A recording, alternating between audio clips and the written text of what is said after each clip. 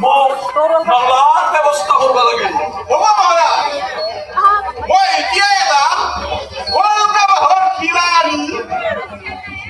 তোর হিঙ্গা বানাত করে খুব না করি তোর কথা কিলা মারা না দিয়া তো কালা মারো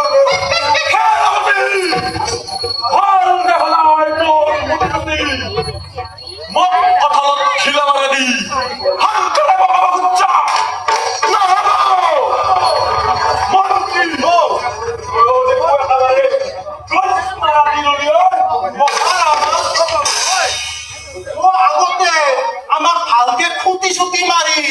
পানি খাওয়া